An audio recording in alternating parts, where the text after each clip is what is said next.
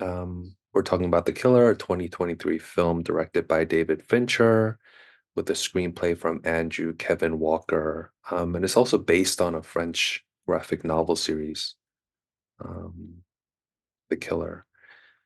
Yeah, let's talk about some of the opening moments of the film. We don't really have, I guess, an opening shot. Really, we have like a title sequence, sort of like a generic um, action movie. Like it reminded me of like a Mission Impossible opening sequence or something, which may be purposeful, which I thought was interesting. And then um, we see, yeah, we share some of the opening moments with the protagonist, the killer, Michael Fassbender. Um, we get to see some of the more mundane, like boring moments. Like he's doing yoga and he's listening to music. Um, we hear a lot of his inner monologue, which is a really interesting thing. Like I'm usually a fan of these like killer assassin thriller type films. Um, and that they're very silent, they're very quiet, silent protagonists, these the, yeah, so it was interesting just hearing all of his sort of thoughts, um but while he's on this mission, and of course it goes wrong. Mm. Yeah, opening thoughts, Tom. What do you think? It is different, right? Yeah. Uh, I mean, it's very different. It's very interesting to me. I think the opening sequence could have almost been like a short film by itself. Um, I mean, it's basically, I don't know, at least 20 minutes probably of like internal monologue of the killer as he does nothing other than like wait for his moment, sort of ending with the I guess spoilers, but the botched attempt, which is I guess his first and ever only botched attempt at a hit. I thought like if you think about how little is actually happening, and that's kind of the point, I thought it was sort of a really good example of like how um someone I consider to be a master filmmaker is Fincher. And so like he does it's not boring, even though he's kind of telling you that the killer is bored in those moments. He's kind of talking through how bored he is and how hard it can be to be bored and just wait. Um, but like I wasn't bored by it. Um, and I also I like the overall setup of or the conceit that it's not really an unreliable narrator, I wouldn't say, but you almost get the sense that like as he's talking himself up as like this amazing killing machine, he's like trying to convince himself as much as he's trying to convince the audience to a certain extent. Maybe even less so in the beginning, because in the beginning they're kind of trying to sell it. But I think more and more as the film felt that was actually the most successful thing for me. Where like when you juxtapose what he's saying and trying to make you believe is true with like what you're actually seeing and the distinctions between those two things. Like for me, like that kind of experiment was like the reason why it was worth watching. That would be kind of my initial thoughts. Yeah. He has that, keeps repeating that saying, right? Stick to the plan, anticipate, don't improvise, But trust no one. it's not like in the beginning, it's almost like he's giving like a tutorial on how to be a hitman, but then you quickly, it's almost like you repeat things because you're telling yourself to remember, like, remember, do this, remember, don't have empathy, remember, stick to the plan, remember, don't do anything. And like, so that to me is interesting is like someone who's telling you something, but to convince themselves or remind themselves as much as they're trying to tell you was like kind of an interesting idea for like, what if we told the story of a killer and he's trying to tell you that he is the sort of like Mission Impossible killing machine hitman because he's trying to tell himself and he's like got this almost like bravado about him, but he's not in actuality he's not this like superhuman killing machine. even though he does have this like if you believe him in the beginning, he does have the kind of a perfect record. Um, for the course of this specific film, he's very much he screws up a lot actually, and I think that's kind of the point. Yeah. Susie, what about you? Initial impressions? Um, I'm hanging on what Dom just said about the unreliable, possibly narrator aspect of this. Um, I might be able to form actual thoughts on that related to my own later, but I like what you said, and I wonder how that melds with my own thinking, which is that um, you get this quite long intro into him and this world, and I okay, so it's all narrowing its focus on one evening, one moment. He's psyching himself out, or psyching us out, or trying to pump himself up, or whatever it is. He's talking us through it and himself, and then he misses. And then I was like, okay, this is pretty damn funny. Ha ha. You know what I mean? I was like, ah ha ha ha. Oh, wait, no, this isn't funny. It's just kind of this is what happened. And then um so I then that like kind of took me a moment to get back into it, because it was not even like it's not even like the audience is now supposed to find this kind of like, like, oh, after all that build up, wah wah. No, it wasn't that at all. It was, I mean, he just fucked up, really. Right? I think so. I mean, we're not really given a whole lot as to try to posit why this happened, or he himself, is he wondering? I don't know that we ever got that. Um, it is kind of a question, but then the rest of the movie takes you along his revenge tale. Um, and yeah, I mean, I'm going along with it, but it's also kind of like I'm not sure like that the tone of the board sort of a mundane everyday aspects of the life of a killer type of tale that is, I think, attempting to be told here was necessarily successful. It was just kind of like, no matter what you say, Michael Fassbender does stand out. And yeah, as much as he's trying to be like, yeah, I'm a cipher, I'm like this, it's either like he's saying that and it's supposed to be ironic when it doesn't happen later, or you know what I mean? So it's kind of like I like the attempt at wanting to show us like a different type of killer story. Um it reminds me a lot of like the what was attempted with the original Tinker Tailor Soldier Spy. I don't know if you guys like ever saw the miniseries it was the later movie was based on, but it was like maybe three or four feature long segments of like um, just the non 007 type of not superhero, sorry, spies, and kind of the pencil pushing, thankless work that people have to do. And I found that very intriguing. But this was kind of like you're just playing at trying to show us this type of world and take and point of view. But it was still like Fassbender, and he's still like handsome and cool and doing all this stuff. He's messing up sometimes, but there's never any danger for me. Like I kind of know that he's not going to get killed. Also suspect his girlfriend isn't going to get killed. Yeah, Mm, all in a rush of thoughts, but there you are. yeah.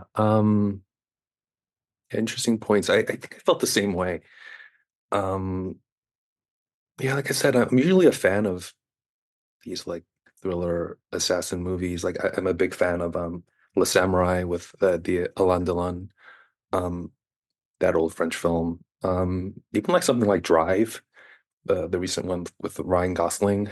Um, yeah, it is very different because they are like these almost like this these very tactical, calculated, cold, you know, people, but they also show like vulnerability, which is like the really interesting part to me. I mean, even if it's like a sort of a cliche, sort of this brooding, like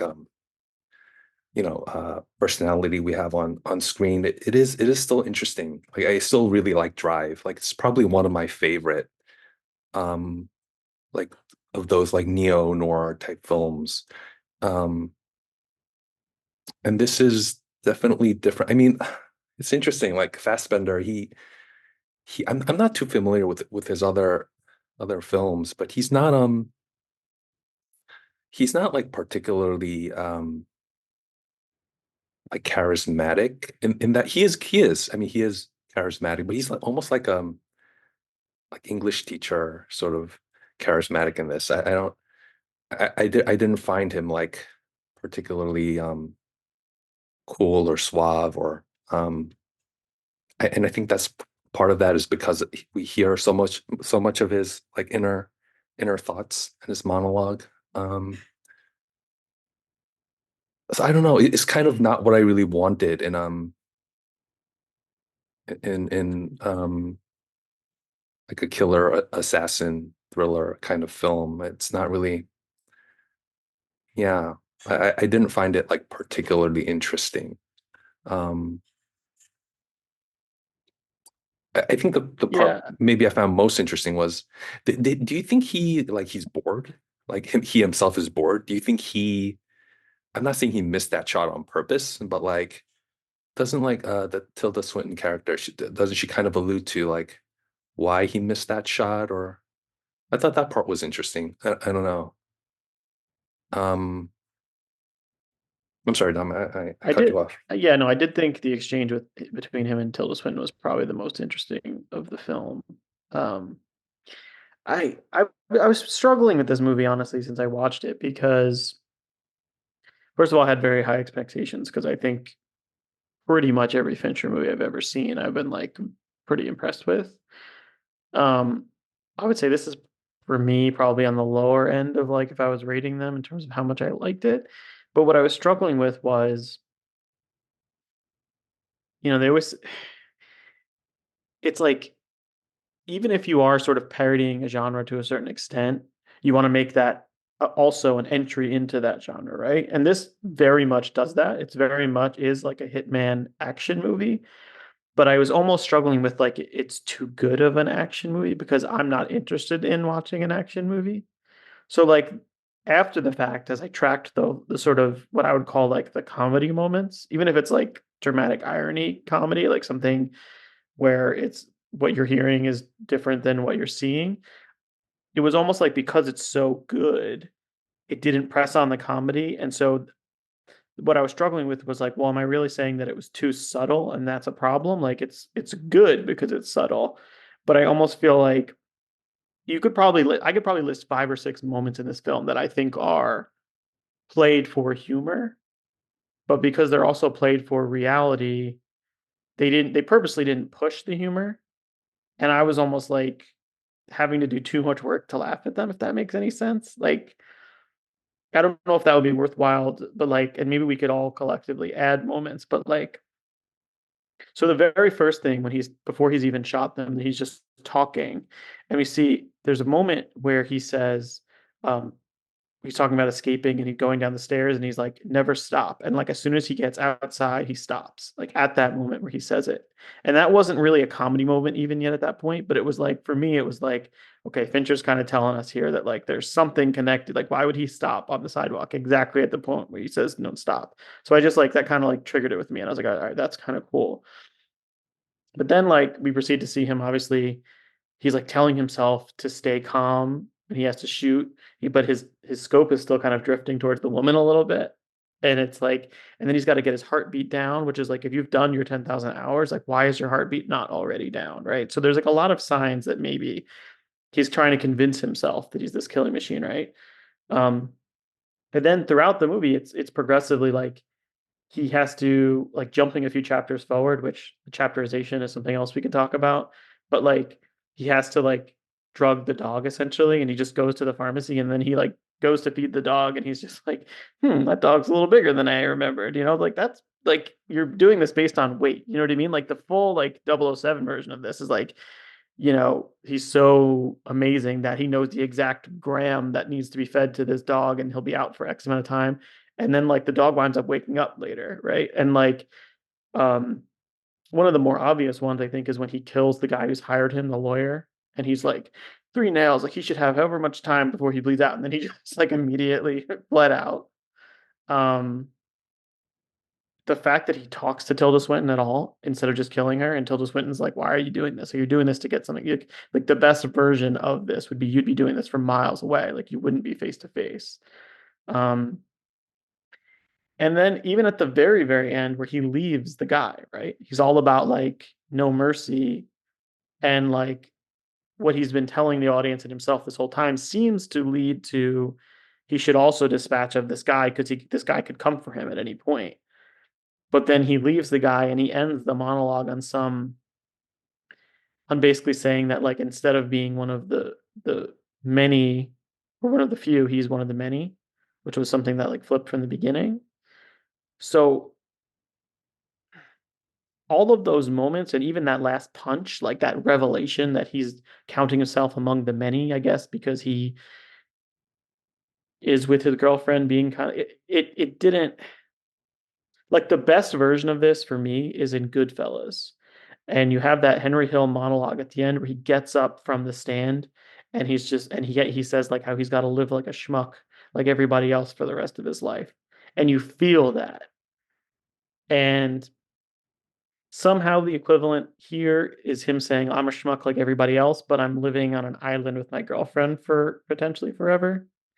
It just, I don't know. There was a lot that it wasn't simple, like how I was supposed to feel at any moment. Like the comedy wasn't that apparently funny. The end punch wasn't that much of a gut punch. It wasn't, it was like, and again, the action of it all, like when he does have that knockdown drag out fight in Florida with that big guy, I think that was really well done action sequence. But like I'm at the point in my life where my brain just turns off at these like it's almost like yeah I'm watching it but I'm kind of like okay there's a lot of cuts and they're having a fight and he's probably going to win this fight, so I don't have the same reaction as an audience member to those sequences.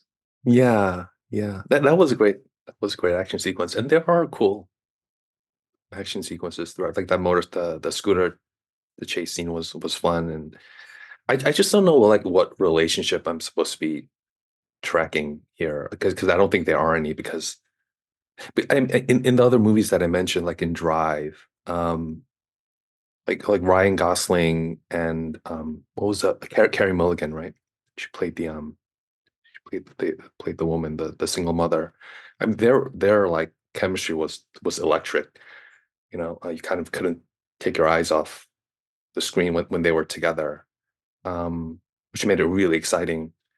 Um, I watched like The Samurai. I watched that movie like 20 years ago, but I still remember like the piano player in that film, and it was really interesting. But I'm not really sure like what I'm supposed to be grounded in here. Um, in another movie that I really like that's of this kind of similar sort of vein is Bittersweet Life. It's a Korean film. Have you guys seen that? It's kind of a cult classic. You guys should check it out. Great film. Um, but it's basically about this assassin who's betrayed by his superior, and it's kind of a love story between them, which is really interesting.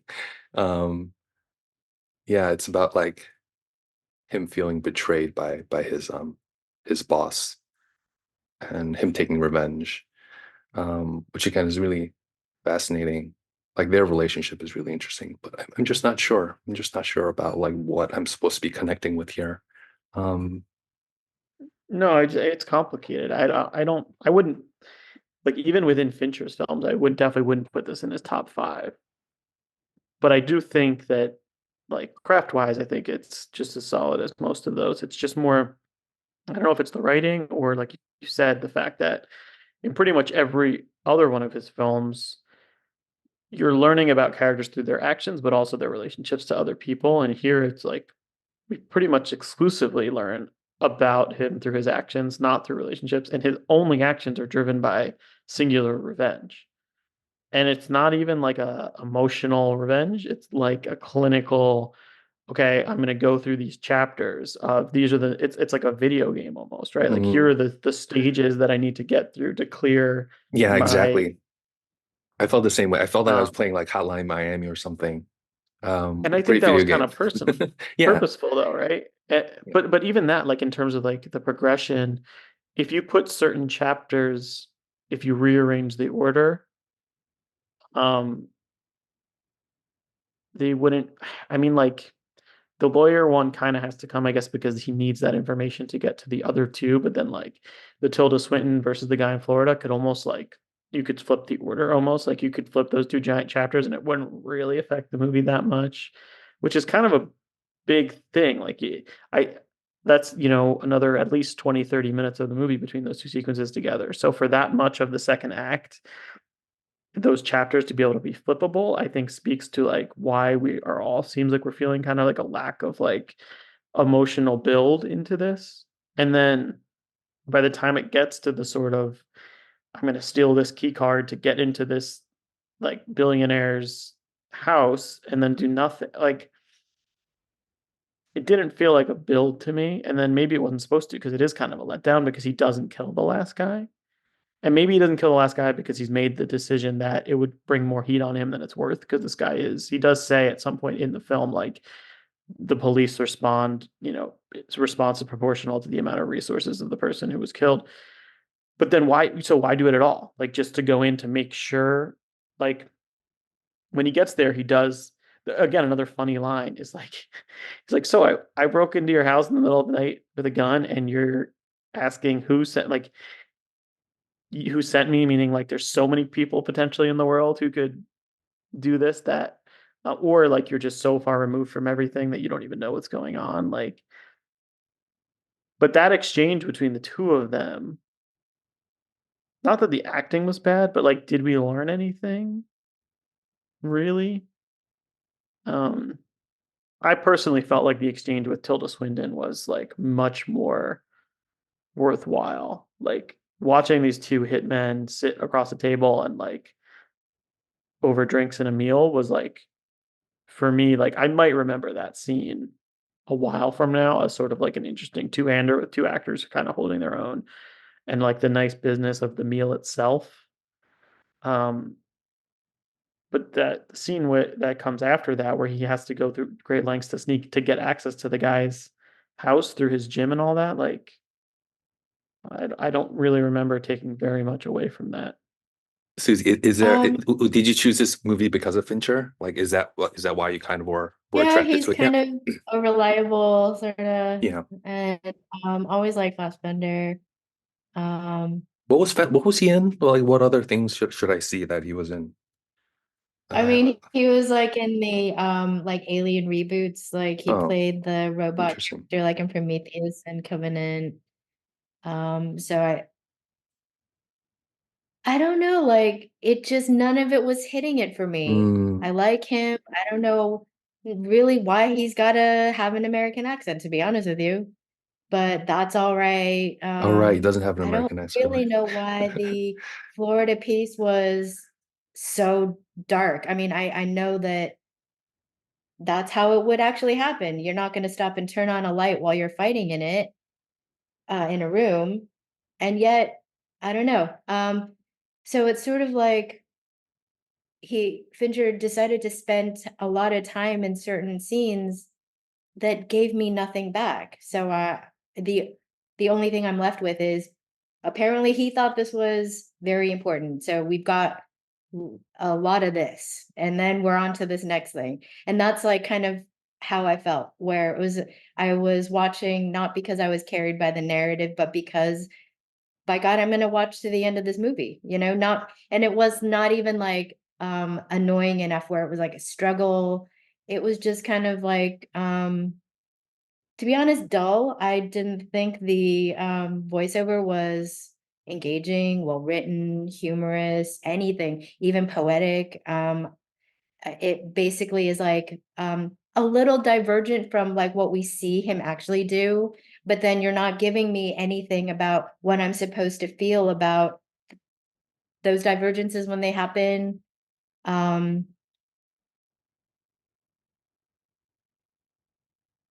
Yeah, I don't feel anything. And it seemed like it was really trying to get me to feel something. And I feel burdened by that, where it's like, you can't force me to care about anything. I don't feel anything for this character. I don't even feel anything for his poor girlfriend Mm, because you haven't given us any context. Like, how should we feel about it? What exactly. was Yeah. it like before? What was it like? So it's like all this stuff leading up to that seminal moment where he misses that shot, which is supposed to be such a big deal. Also, you didn't give me that. So I'm like, oh, okay, so that it is a plot point, but we're now rushing on. There's no emotion to be felt from that, I guess. So okay, now we're on to this thing. And yeah. Do you think that the point of the film though was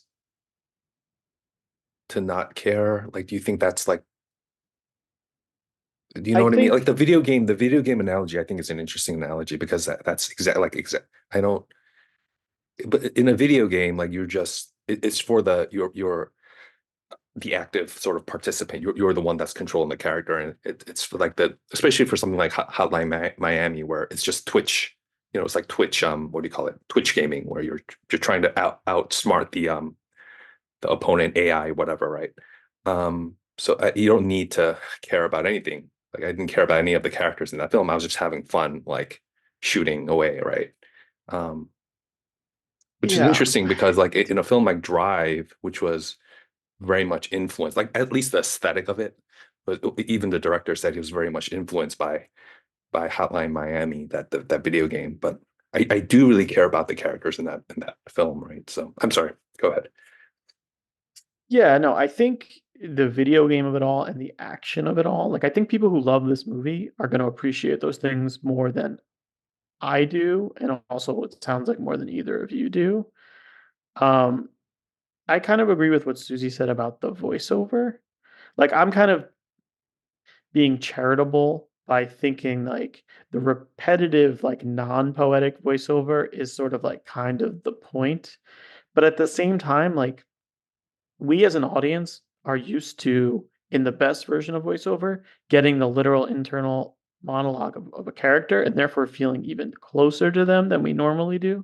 Like it's a pretty big, not cheat or crutch, but like that's the reason you do voiceover, right? So that you can get these internal things that you can't visually see and you feel that much closer to the character. And like this doesn't do that at all. It doesn't even try to do that in my it only serves the purpose of um telling the audience that like he's trying to convince himself of these things and remind himself of these things. And it could just as easily be that you're playing a video game and it's like you hear the voiceover as you're like steadying your gun or something and it's like reminding you to do these things.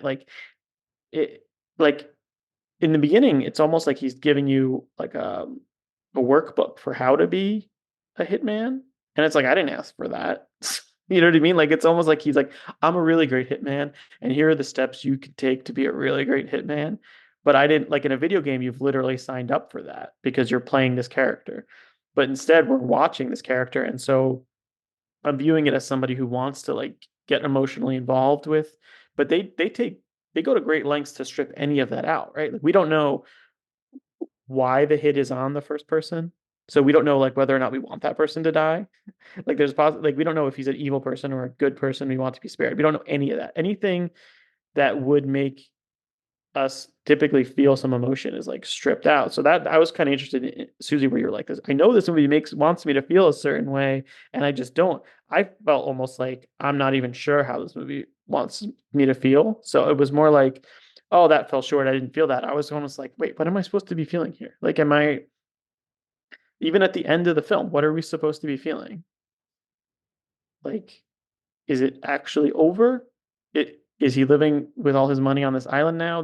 There's nothing in the film to make us think that the guy that he left alive would actually come for him. there, we have the moment with Tilda Swinton where he says like you've had enough money for a while, but you're still doing these hits kind of thing. So more like you're kind of a killer by nature. Which I think that's interesting. Like there's lots of ways to make money, and the person who jumps to killing people professionally is there's something in you that does that.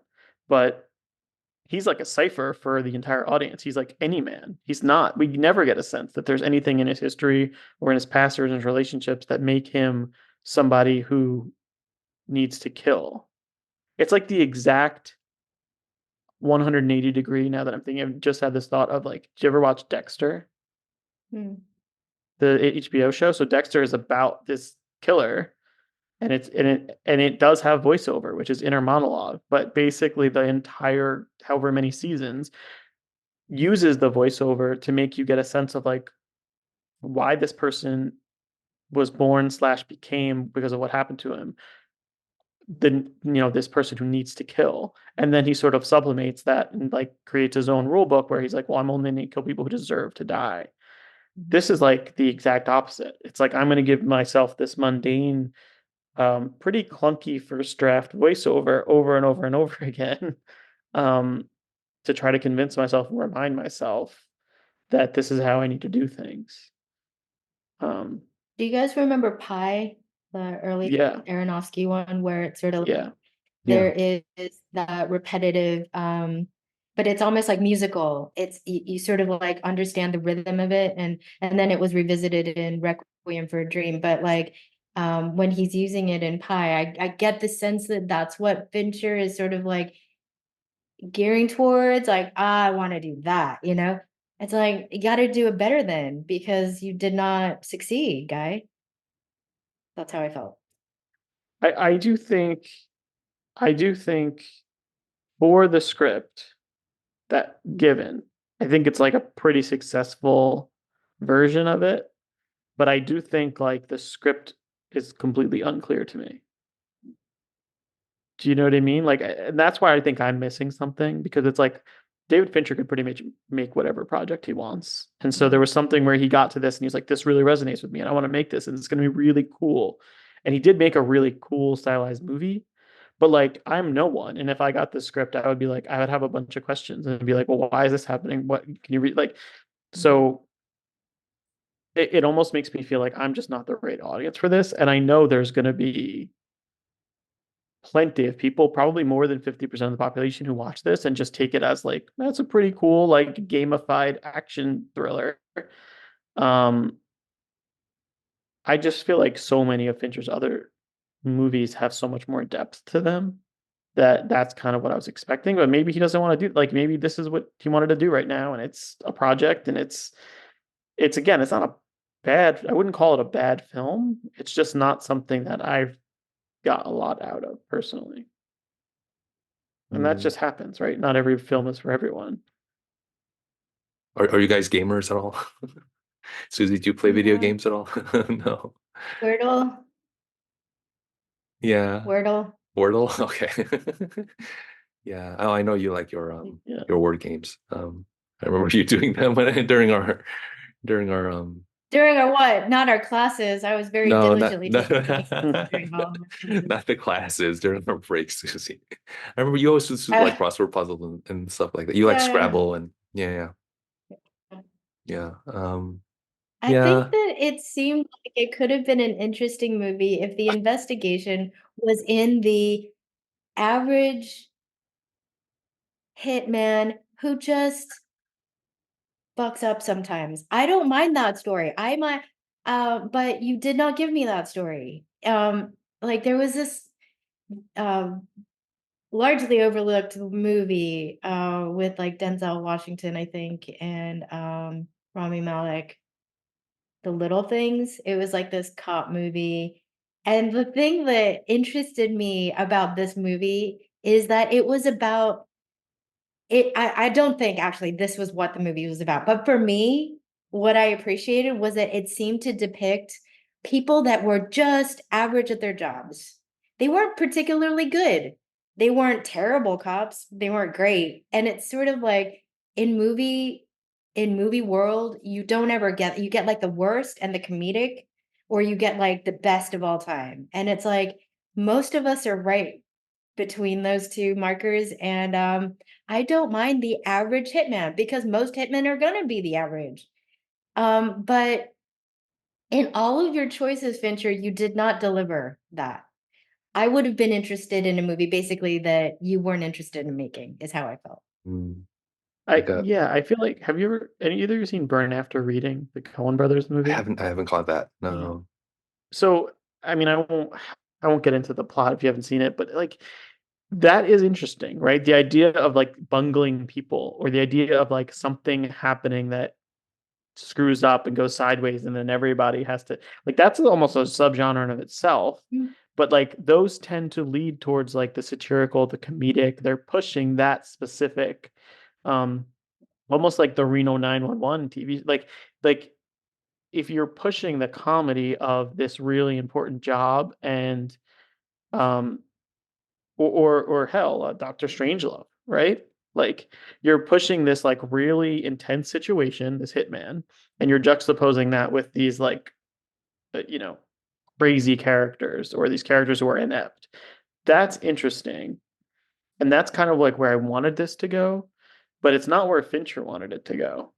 And so I'm kind of like sitting there watching this movie thinking that's where it's supposed to go. Either that or it's just a straight action movie, and therefore I'm just like, Mm. it's fine, but I'm still a little bit bored by it.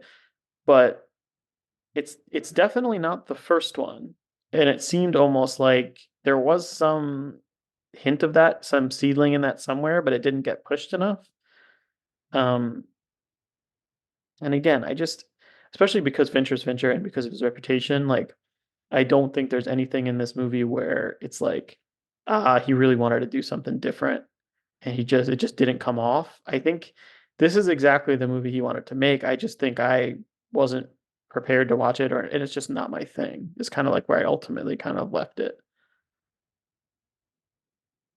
Susie, I remember you wrote a really great piece. Do you remember our where we work with like the filmmakers, and you wrote a Mm-hmm. piece about a hitman in a motel, right? Mm-hmm. Yeah, it was very good. I remember it, but I remember it because of like the motivation of it. Like because I remember he got caught or something, right? By the maid.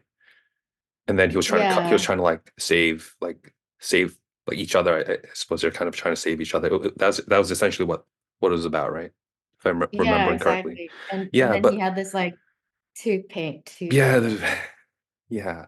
I mean, that was like for me, that was like the um the starting point of that was more interesting than this film because again, there was like sort of a clear there was clarity there in terms of like motivation, and even if it was like how long was I was like five, like it was very short, but it's still like Mhm. there was still something interesting there. Yeah, but I don't know about this one. um yeah. And what was with the Smiths music?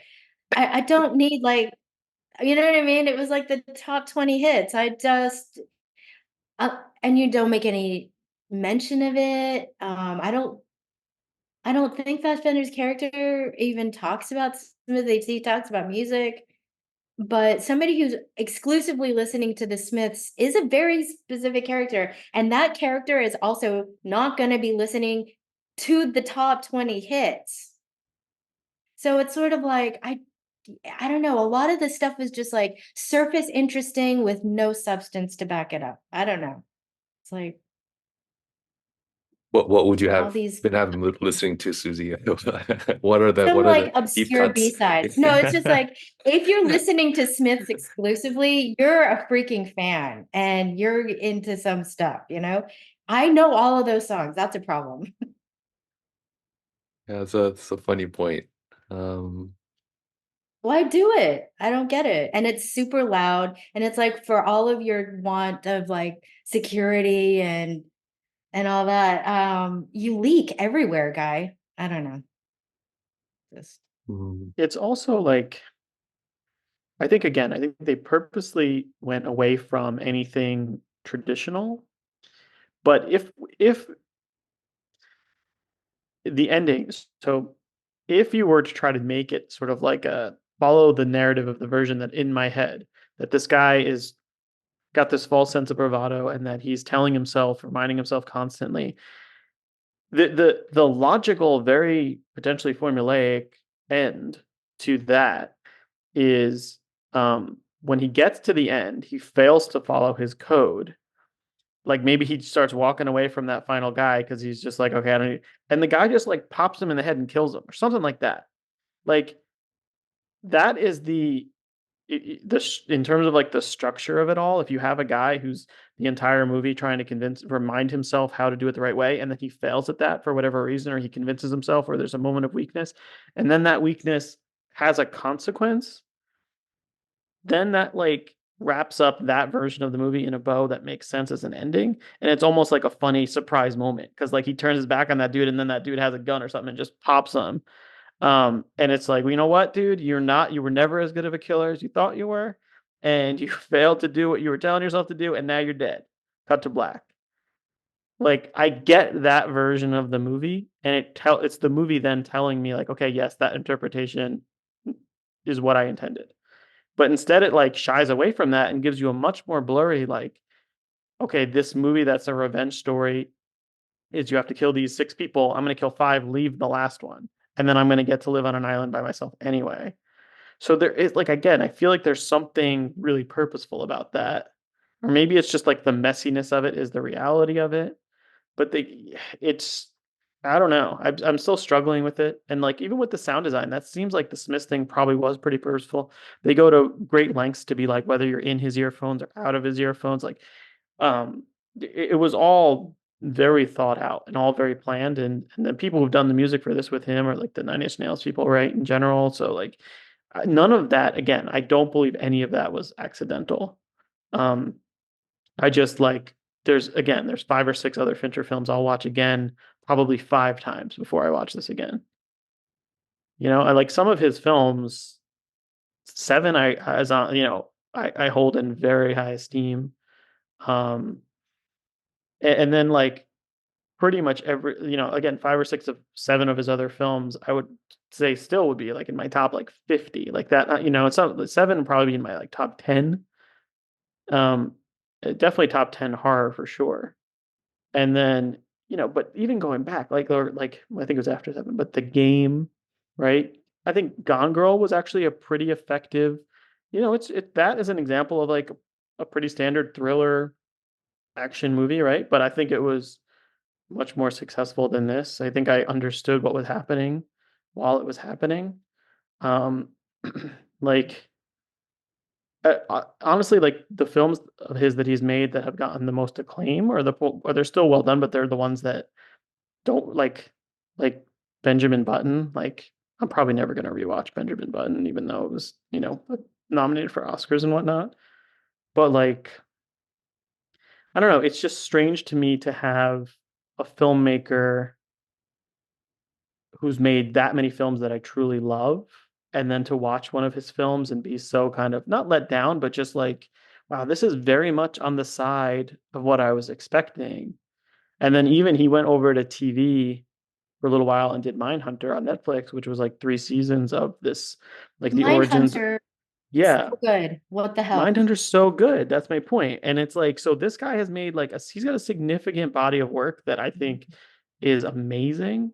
And so to feel so disconnected, like I'm like watching it, I'm like, what did I do wrong this time? It's like, what did I miss? Or like, why was I not feeling this? Because I know that even Social Network was like a really well done movie with what could have been a very boring story, right? I think that so I mean Panic Room there's a good decent number of movies here that like show his expertise. And I would again watch all of those movies again before I would watch The Killer again. So um, I don't know. It's interesting because like the final like the past few movies we've watched, um, like May December, Barbarian, even like they have I was kind of left feeling the same way, this kind of like coldness to it. Do you think that's like that's some sort of like a trend, you think, to when you mentioned like the reality of it all, like capturing that reality, like is that do you think like these directors feel that that's maybe important today to show in filmmaking? I don't know if that's a good question, but I don't know. I get It's what just you're because saying. I left feeling the same way, like it's some sort of like trend or something that I don't know. Yeah, I get what you're saying. I also want to mention Zodiac and Fight Club, by the Zodiac. way. Zodiac Those was are like good. Zodiac was two of his most I love amazing. yeah. Zodiac. And Fight Club like changed my life. I feel like before it was like before it was like Yeah. Before it was, people's yeah, lives for I like Fight Club you too. know. Like I But love like that Fight movie Club is a as a great teenager. film. Yeah. Yeah. There's like a punk So about it, right? There's like a punk rock about it. That's really yeah, fun. those are great films. So I mean, he's made a lot of what I would call great films. But I mean, in terms of what you're saying for like I think it's interesting. I think people want to make films that are challenging, right? And have questions and leave things a little open-ended, right? That's kind of like a goal. And I also think that somewhere along the lines, when maybe it was like early 2000s, I don't know, somewhere along the lines where almost like Spielbergification became a dirty word to some people, where um, everyone started talking about movies being manipulative. Like that's such an interesting word to me, like for an ending to be manipulative, because it's said purely pejoratively, right? But like if you step back, like of course it's manipulative, right? Like if you're a filmmaker, you're in a way trying to manipulate an audience into feeling something potentially. And I do feel like all of the films you just mentioned might be a little bit of a response to like, I don't want to go too far in one direction towards telling the audience how they're supposed to feel, because then it's going to seem like I'm trying to manipulate the audience. And also, it's a bigger risk to try to get the audience to feel a specific way at the end because they might not. And then you failed, right? So instead, like maybe I'm going to do this ending where it's not so clear how you're supposed to feel, but I'm going to tell myself, like, that's because I want it to be about conversation and I want there to be questions asked. And again, that is in some ways sometimes a valid way to go. But I just want to say, like, sometimes having like shooting for the fences and having the audience feel one specific way is also a valid way to go. And I do kind of feel it could just be the string of movies that we've done more recently, like happen to be that way. But it's like ambiguity for ambiguity's sake is not shouldn't be a goal, right? You should be wanting the audience to ask specific questions and have a conversation or ask specific questions of themselves, not sort of like general confusion. And that's a hard line to toe, but like sometimes it does feel like we're left with not enough as a direct counter to like wanting to give too much, if that makes sense.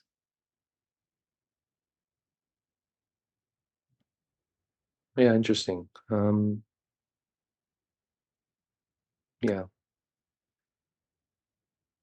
I'm thinking a Final lot of thoughts. Yeah. said so because of like the whole thing of me being, I want to feel something. I love feeling stuff.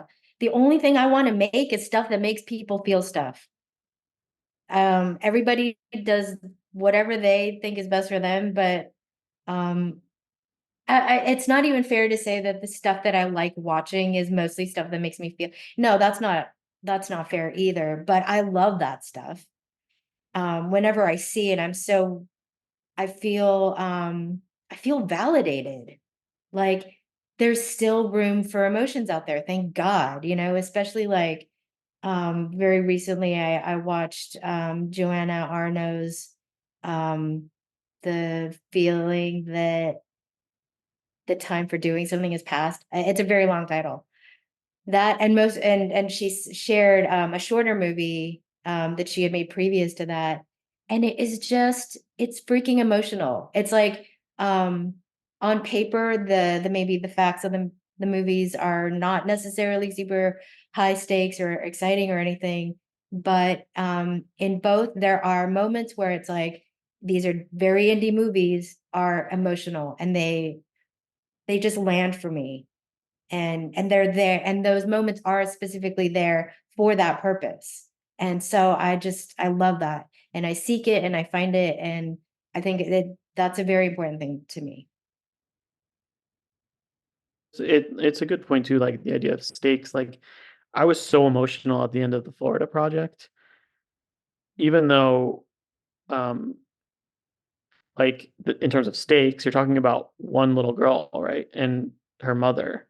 And here you're talking about literal life or death with a killer and multiple people.